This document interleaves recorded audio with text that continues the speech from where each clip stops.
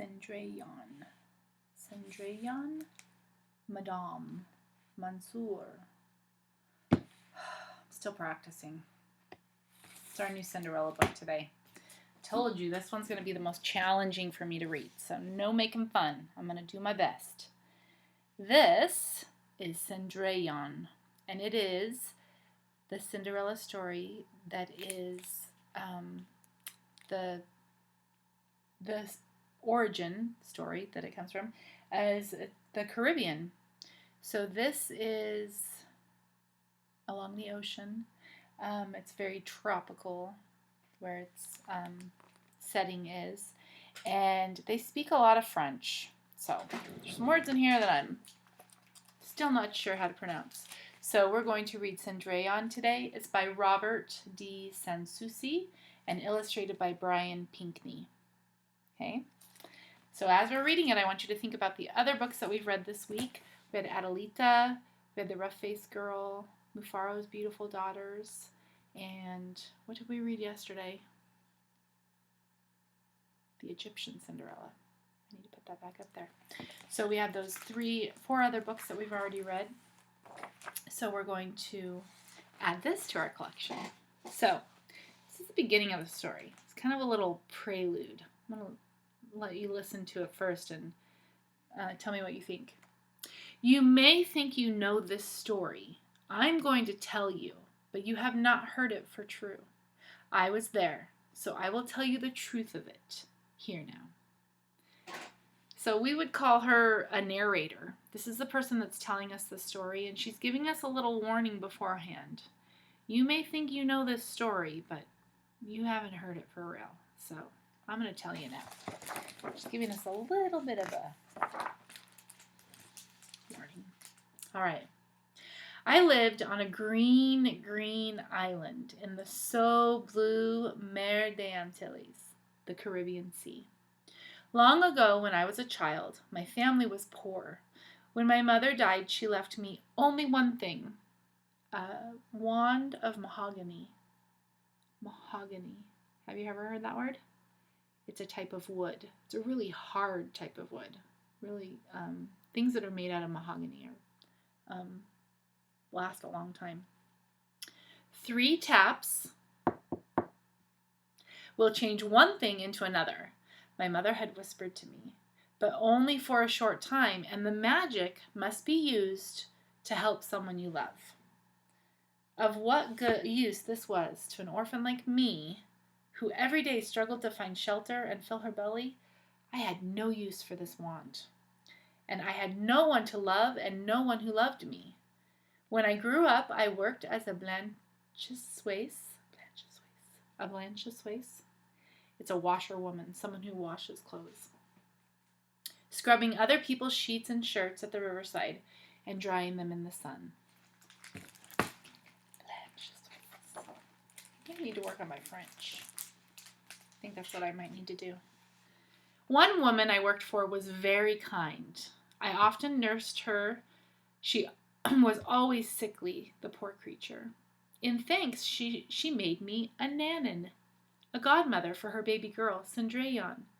When I held the baby in my arms on her christening day, I felt such love, and I saw love returned from her sweet little brown eyes. Alas, Cindrillon's mamma died soon after this, and then her papa, Monsieur, married again. Madame Prosperin was a cold woman, and puffed up and proud because her grandfather had come from France. So does this sound like kind of an evil stepmother, maybe, character coming in? Maybe. With a new daughter, Vidaline was born, Madame gave a christening party for her rich friends. What a feast! Madame and the other fine ladies were dressed in satin and velvet and all the colors of the rainbow. They laughed at my worn white skirts and my peasant's way of speaking. Pretty Cindrillon came and kissed me. Bonjour, Nanan. She gave me a cup of punch. Her hands were blistered and red. Pavis, tea, Cindrillon, my poor little child. What have you done to yourself? My father's wife is working me like a servant girl. And Monsieur allows this? He fears Madame, but I'm strong. The work hurts my hands, but not my heart. There she is showing her hands to her nanny. Someday I'll find a way to help you. Even as I spoke them, my words sounded hollow. What could I do, a poor washerwoman, for my dearest Cindrillon? When she was a little older, Cindrillon would come to the river each morning to do the family's laundry. There she is working. Her sweet bonjour was music. Her smile was like sunshine, even when the clouds hid the sun. We knelt beside the other blanchisseuse, the other washerwomen, and talked and sang and laughed as we scrubbed the clothes. Cindrillon seemed so happy. I wished that I could always see her happy. Nothing was easy for her at home. Madame and spoiled Videlin ate dainties. Cindrillon often had only a handful of manioc flour and the tail end of old codfish. All day she worked. At night she slept on a hard straw pallet. Then one day she came sad-faced to the river. No singing or joking would make her smile. I asked, "What troubles you so much, my child?" "There's a ball tonight." Does that sound familiar? "There's a ball tonight, and I am not going to go," she said, looking so miserable my heart nearly snapped in two. "Videlin and Mama will go, but Mama says I'm too lazy." "Does it mean so much to you to go to this ball?" "Oh, yes, Nanan," she cried. "It's a beautiful fête for Paul." A beautiful party, a fête, that's what they called it. "Monsieur Thibault's son. He is so handsome and well-spoken. He is like a prince. Yet he is kind." "Do not cry, dear one," I said, hugging her. "Tonight you will go to the ball." "For true?" "Upon my soul I promise," I said, though I was fearful of risking so much when I had no plan. But her smile lightened my heart, and I gathered up her laundry, and I heard her singing. As she gathered up her laundry, I heard her singing. What do you think's going to happen? Does she have a way to promise that to her? To make sure she can go? I'm remembering something from the beginning of the story. I don't know if it's going to be true or not. We'll see. Long after she left, I sat watching the river. How am I going to keep my promise? I asked myself. When I could think of no answer, I prayed a bon Dieu, good God. I prayed to the good God, and he answered, because I began to think what I must do. It was dark when I reached home, took my mother's wand from the shelf, and hurried to my sweet Cindrillon. So what does the wand do? Do you remember? She can help, only for a short time, someone that she loves. So it sounds like she's the fairy godmother, maybe. We haven't had any other stories that had a fairy godmother in them, so this one has that element. Does she look like she's getting ready for the party? Yeah, her family's all rushing around. Doesn't look like, or they're all rushing around, getting ready, and looks like Cindrillon's not gonna get to go. She's working. What a hubble-bubble at that house. Cindrillon's papa stood on the porch holding his gold watch, while the coachman waited beside the family carriage. "We are late," Monsieur said, as if the fault belonged to me. Inside, Madame and Videlin were shouting, "Cindrillon, bind my shoulder scarf. Cindrillon, comb my hair." I helped arrange Madame's gown while Cindrillon combed Videlin's hair. Finally, they were off. Good riddance. What does that mean when you say good riddance? Like, I'm glad to be done with that. Good riddance. Get rid of it. Upon that instant, I told Cindrillon, "Now you will go to the ball." "But I have no carriage. I have no gown," she protested. "Go into the garden and pick a fruit of pan," I said.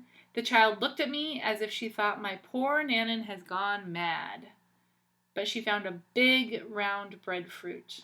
I tapped it 3 times. Do you remember that? With my wand, and it became a gilded coach. So far, so good. Cindrillon gasped, but I told her, do not waste your breath on questions. We still have so much to do. Tapped her wand again. 6 agoutis in a cage became 6 splendid carriage horses. 3 taps. Try it with me. 1, 2, 3. Ready? Go. 3 taps, and 5 brown field lizards became 5 tall footmen. Ready? Here we go again. A plump manitou was changed to a coachman. Does that remind you of a Cinderella story? Yeah, me too. This one, that's exactly how it happens. The fairy godmother turns all these little mice and animals into her carriage and horses and coachmen. Nice. So what's next? She's going to say, I can't go like this. Right? She then tapped Cindrillon. Her poor calico dress was changed to a trailing gown of sky blue velvet. Upon her head sat a turban, just as blue, pinned with a tremblant, a pin of gold, and she had silk shoulder scarf of pale rose, rings in her ears, bracelets and a necklace, and 4 strands of gold beads bigger than peas. Upon her feet were elegant pink slippers embroidered with roses. It was enough to hurt my eyes to look at her. Finally, I turned my washerwoman shift into a fine red dress. I would chaperone Cindrillon as suited a proper young lady. Away we went over the bridge through the town along the shore of the Grand Maison of Monsieur Thibault. Just before we stepped off from our carriage, I warned Cindrillon. This magic only lasts for a short time. We must leave before the midnight bell has rung. Yes, Nanan, she repeated. Is that the same? They have to get out of there before midnight, right? Otherwise, everything goes back to the same. What a grand entrance Cindrillon made. All eyes turned towards her and could not turn away. I heard whispers all around. Who is that pretty girl? Look at how fine her clothes are. Did she come from France? Even Cindrillon's stepmother and sisters did not recognize her, or didn't recognize the 2 of us, though they peered crossly at us. What does that mean? Peered crossly. So when you peer at something, you look at it really intently. You really look at it. So everybody peer at me. Really peer at me. But they peered crossly. So when you peer crossly, it means that you're not happy. You're really upset. So you're really giving a mean look. So try to give a really mean look. Ready? Peer crossly. Here we go.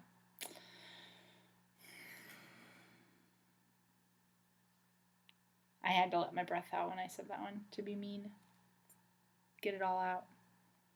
Yeah, you guys scared me with yours. All right. Oh, do you think the prince is going to fall in love with her? I think he is. I think the prince is going to fall in love. Paul, that's his name. He's not really a prince. He's just a well-to-do person. Paul, his eyes blazing with love fire, asked her to dance, and he refused to dance with any other. I know.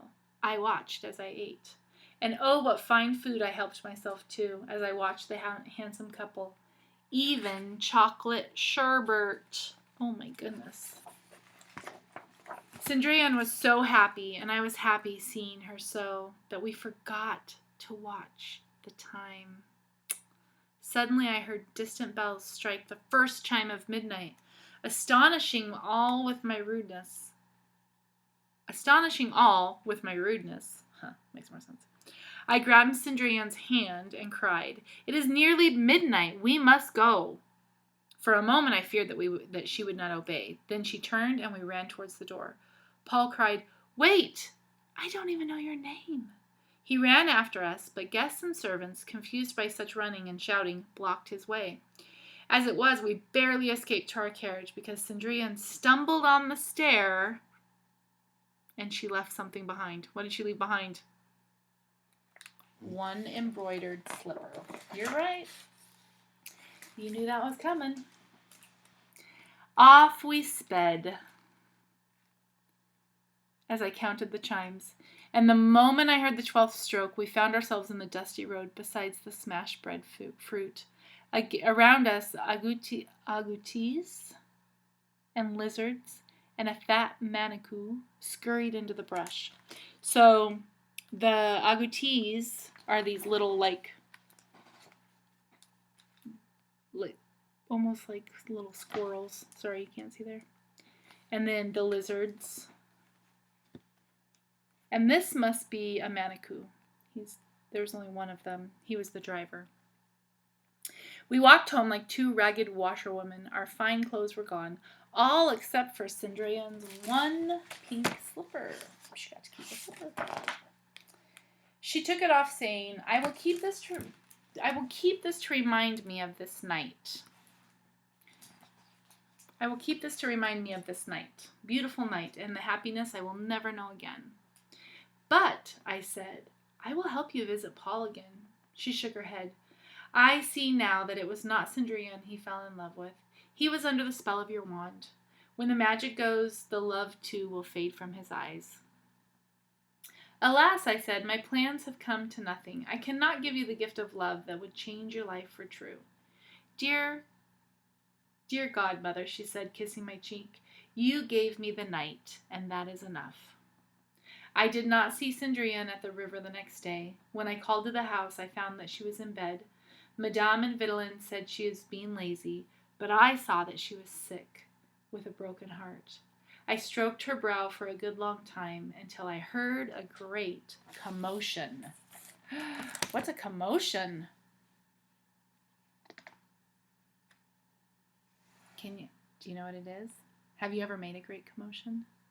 I think in our classrooms sometimes we make a great commotion, like if something exciting happens and we all get loud at once, that would be a great commotion.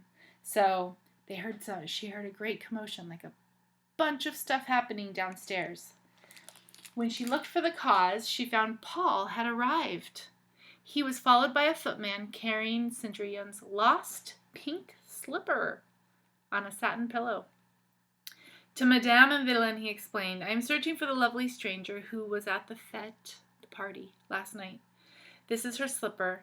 I'm asking all unmarried women on the island to try it on.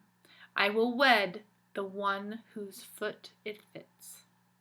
From the doorway I had heard Madame say, my pretty daughter is the only unmarried girl in this house. And then Videlin and her mama tried to force that girl's big foot with toes like sausages into the slipper. Such grunting and groaning you have never heard. So eager they were, I feared they would destroy the slipper. If you cut off those big toes, I called out, it would be a fine fit. Ah! Did you cut off your toes to make a shoe fit? Yikes. Madame screeched, go away, old woman. And I did. Straight back to Cindrillon's room I marched.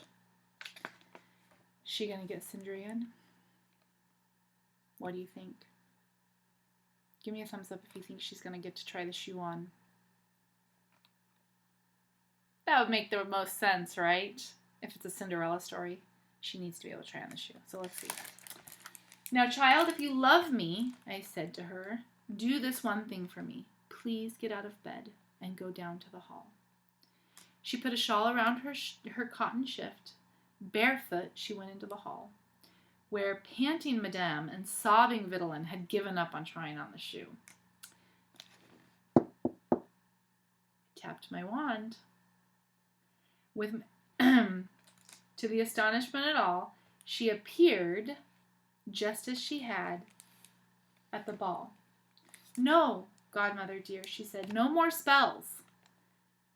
She doesn't want him to see her all dressed up. Let me show you just that part.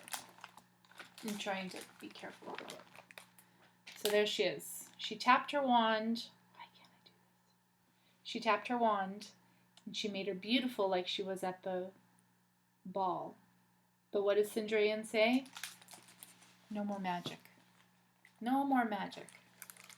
Without hesitation, with a sigh, I touched her again, and the dress and the shawl were gone. She's in her old house clothes, what she wears when she does all of her work. Without hesitation, Paul knelt before her. Gently he placed the slipper on her foot, and then he said, "You are as beautiful this minute as you were last night." And everyone in the room could see true love in his eyes. Cindrillon and Paul were married soon after this. Even the King and Queen of France had never had such a wedding. Their guests ate and danced and sang and ate again for 3 days. I know because I was there. I danced like a guoca and ate 9 helpings of chocolate sherbet and came away only to tell you this tale. The end. And this one too. So this helped me as I practiced. Do you remember the Adelita had all of the words at the back and said how to pronounce them? So this has all the French terms at the back. It was still pretty hard to figure out how to pronounce them, even with that. So think about that story for a moment. What was different than the other stories? Yeah. What was the same? Is this the first one that had kind of a fairy godmother? Adelita didn't. She had a nanny. She didn't use any magic, right? So this is the first one that kind of had a fairy godmother with a wand and everything. Yeah. So that's the one difference that I saw. So I still have one more. I have one more story to read. But if you've been here all week, then Miss Monsibius and Mrs. Toole have some activities for you to do. You can always go back and watch the videos again if you want to. And you might want to go back and listen to your favorite one again, or you don't have to listen to them again at all. I understand. You heard a lot from me this week. But it was nice to share with you, and I thank you for listening. And keep reading and do something kind for someone today. Okay, bye-bye.